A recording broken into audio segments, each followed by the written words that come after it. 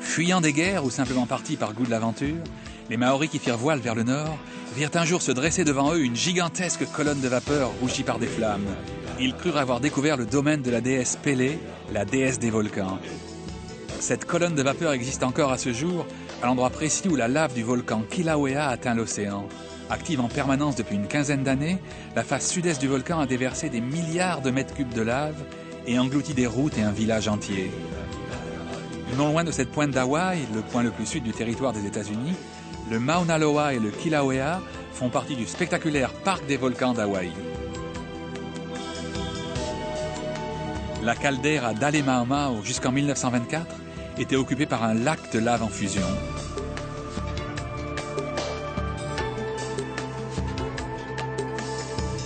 Du fond des crevasses brûlantes ouvertes dans la terre tachée de soufre jaillissent des fumerolles.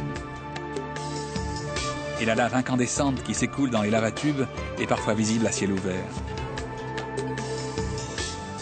Pour calmer les ardeurs meurtrières de la déesse Pélé, les Hawaïens déposent des offrandes au bord du sentier de la dévastation.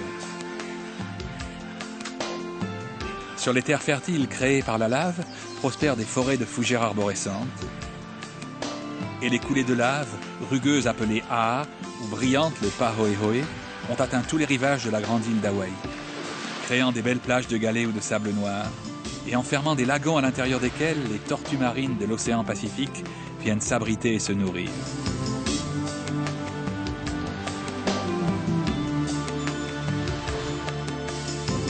Ce sont les coquillages et le corail broyés par les vagues qui ont créé ces plages blanches. Dans cette baie de la côte ouest, les navires de Cook jetèrent l'ancre en 1779. Cook fut d'abord accueilli comme un envoyé du dieu Lono, mais des malentendus éclatèrent quelques semaines plus tard, et Cook fut tué sur le rivage. Un monument commémore son passage. Dans la région de Waikoloa, entre les coulées de lave noire, ont été construits les plus beaux hôtels de l'île. Sur la côte nord d'Hawaï, à l'ouest de la grande vallée de Waipio, autrefois le domaine des rois et des grands chefs de l'archipel, se succèdent des falaises abruptes et des vallées étroites, jadis habitées, mais abandonnées lorsqu'elles furent dévastées par des raz-de-marée appelés tsunamis. Et les paysages de cette partie d'Hawaï sont si grandioses qu'ils ont été choisis par Kevin Costner pour le tournage des magnifiques scènes finales du film Waterworld. Voleur d'images, je suis un voleur d'images. J'ai dans mes souvenirs des chagrins, des plaisirs, des rêves, des désirs, des joies, des soupirs. Mais je dois repartir, c'est une question de cadrage.